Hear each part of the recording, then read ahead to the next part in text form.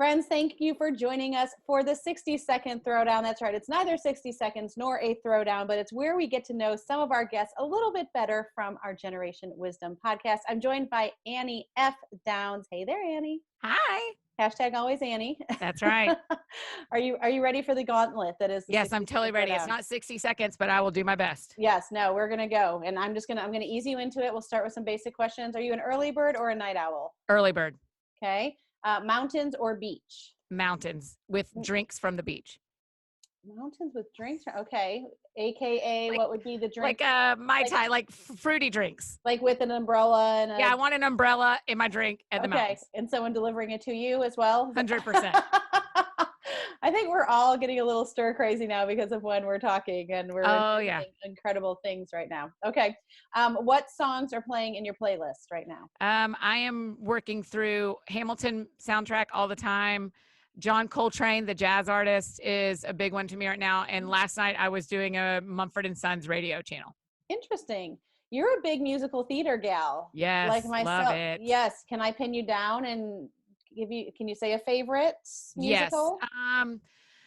The one that captured me first, well, no, I can't say a favorite, but I'll give you superlatives. Right, perfect. The one that captured me first and got me into all this was Les Mis. There just is nothing like it. Sure. Where, the one How many times have you seen that, by the way? Because I know you saw it multiple times just when it was in Nashville, not long ago. Les Mis? Yeah. No, it's Wicked that I've seen. Oh, is that what you said? Okay. Times. Well, yeah. But Les Mis, I saw it a couple of times. I've seen it a handful of times. Okay. Wicked, the first time I saw it, I was blown away by it. Right. And then I fell in love with it. And then when it came to Nashville, I saw it multiple times. Yes. I chased after the Elphaba and the Glinda to be on my podcast, and they've ended up being two of my best friends. And so I traveled and saw it. I mean, I can do Wicked front to back, pretty much songs and speaking parts, because I've seen it. I think I saw it like 9 times in 2019. Oh my gosh. Because I just would go to see my friends, and we would go see, so it is. Which, how cool is that, by the way? Like, they're wonderful. Yeah. And now Jenna Claire, Mason Moffat, the main one, is New York's Broadway Glinda. Yeah. And she's, so good. I was there her opening night and just bawled. Sweetest. I'm so proud of her. Love it. And then Hamilton is the most recent one that feels like the most brilliant writing we've gotten to be around in a long time. And so those are my big 3. I love it. Do you know that Lin-Manuel Miranda used to be on Electric Company, like the new version of Electric Company?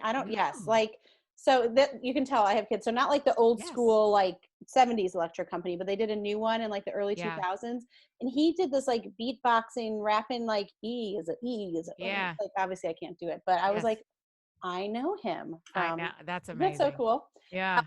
And I digress on your thing. So you have your own podcast. Yes.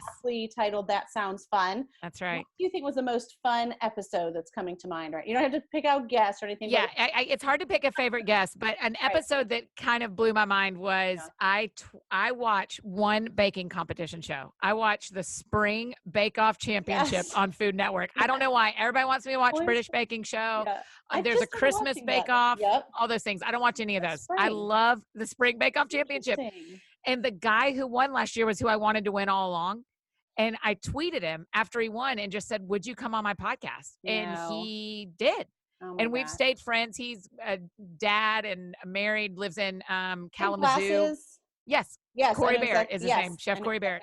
He's wonderful. He's so kind and so generous and taught me a lot and came on the show. And so that to me is one of the fun ones of like, someone that I didn't think I'd ever get to be friends with because I was cheering for him so much, ended up being as good a guy in real life as he is. And his recipes are incredible. And he was fun to watch win. And he's just a good dude. That's so fun.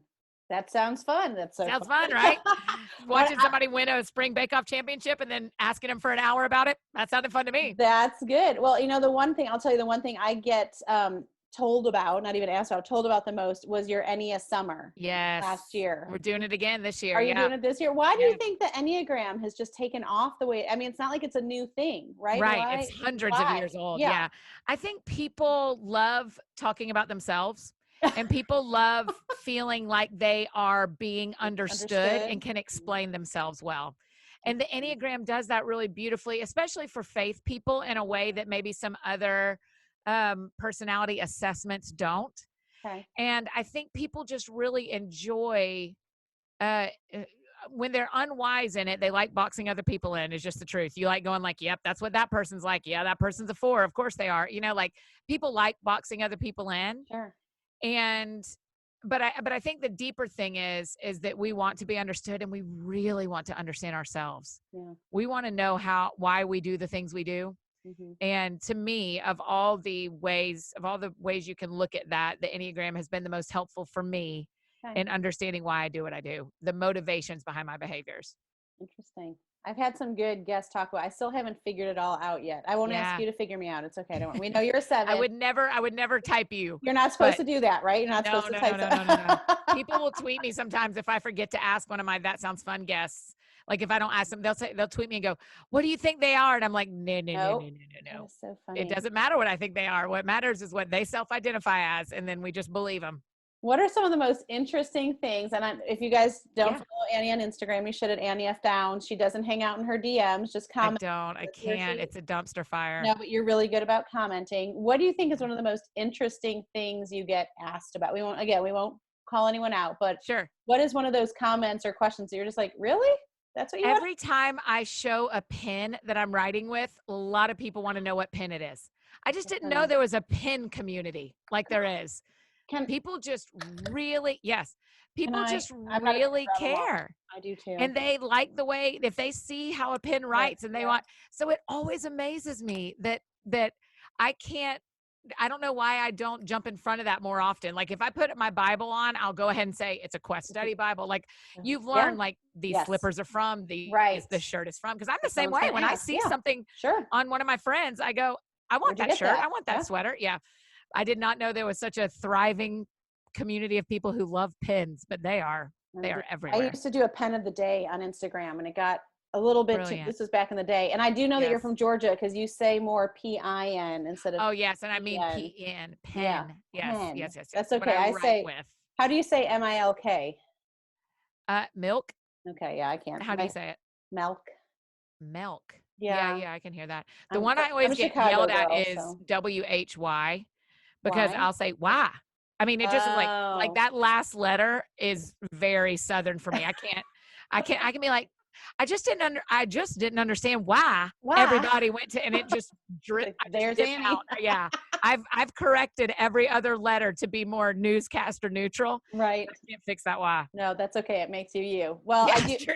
It does. We know it's you on the other end of the microphone, right? That's right. Well, I can't let you go without asking you, because you do travel so much. Yes. What are your 3 travel essentials other than your Bible or your, phone? But what are your 3 travel essentials? Okay, so I always take a refillable, non-plastic, non-one-use plastic water bottle with me on every plane. The goal of me and my assistant is we have to drink an entire water bottle on our flight. We believe in hydration. It's a hydration challenge every flight. And so taking a water bottle with you will make you drink, and especially there's water fountains everywhere. It's fine. Right. I think we'll be using water fountains again at some point. Hopefully. I can't know. So I think that's really important. I think 2 sets of headphones is really important because something's going to happen at some point. So having a backup set of headphones goes a long way for me. So having longer to get into those stories. Yeah, right. I mean, so having a plug-in set and a set of AirPods are usually what I have, just in case something goes sideways. Yep. So water bottle, 2 sets of headphones. And I mean, I'm a checked bag girl. I don't try to carry on everything. I just don't care enough. I like to have my shampoo. I like to have my hair dryer. I just am. And so to me, the other thing is my away suitcase. I'm always going to have my suitcase. If I'm going for one night, I'm probably checking a bag, because that's what, and I'm very Delta loyal, and they've never lost my bag, knock on wood. And so I know you're not taking the away suitcase as a carry-on. No, I am not, because one time it had a battery in it. I sold that thing on like Craigslist or something the next day. I was like, I cannot live with it, because I made a whole flight delayed. It was a terrible story, but it was funny for those of us that got to read it. It was very funny. It was very funny. It was one of those where I was like, only I would this happen to over and over again. Right. So, especially because I think there was a cute guy involved that you like. Yes. Like a guy on a plane who he was unscrewing the battery from my suitcase, and all that was in there, it was a carry. All that was in there was like the dress to speak at a graduation and underwear and like a swimsuit that had tigers all over. I mean, it could not have been a more uneasy to explain suitcase. So I was like, sorry, let me move that tiger swimsuit for you. Oh my gosh. Sammy. I just hope I Oh. never see those people again until heaven. This is why it's worth following Annie, because you can't make Oh, this stuff up and you really Lord. probably can't find it again. Okay, last question. I said that was the last question, but did you ever think people would be asking you for makeup tutorials? No. Oh my gosh, Sammy. My high school friends are laughing so hard at this because I did not wear makeup in high school at all. When I saw that start, I was like, Annie's giving eyeshadow tutorials now. No, it's hilarious. Just keep asking. And I was like, well, you know what? I can just do it one time on the internet and then Right? point them there. 10 years ago, I folded a fitted sheet on the internet and it's my #1 watched video. So Wow. people just really want to know certain things. I excel in a very small percent of things. But those things I could video and put on the internet. So, And you know what it is? You know what? My daughter did my makeup today. Can you tell? yeah, it looks very good though. I have a teenage. I'm now at the stage of life where my teenage daughter does my makeup for Love it. TV, and That's awesome. It isn't that looks great? beautiful. But I would have said you were good at your makeup already. I Well, thank you. entire eye makeup tutorial video is showing people how to follow the directions that the paint by number gives you in the palette. I'm like, hey, everybody, you want me to teach you? It's right here on this piece of paper. Here we go. I mean, it is very Annie. But you know what? It's what I tell everyone when, I was on with my students. I teach public speaking, as you know, Yeah. Phillips, and they were doing their speeches today. And so many are saying, people are already talking about this. People already, there's already so many fitness people or so many, whatever it is. And I say, but there's only one you. That's right. And if you look at how many people are talking about these things, whether it's YouTube, TikTok, podcasts, people show up for a person. And That's so right. no one does Annie's eyes like Annie does. And That's right. But they would like to see how Annie does. Annie so does. I show them the palette. So you do it well. Annie Downs, thank you for participating in the 60-second Throwdown. It was my pleasure. As always. Annie F. Downs on Instagram, anniefdowns.com. That Sounds Fun podcast, wherever you listen to your podcast. That's right. Trust me, there is much more of this in all of those places, and they are worth every second of your time. Friend, I hope to be eating a true food with you very soon. Oh, I'd love it. Let's do it soon. Okay. Thanks, Annie.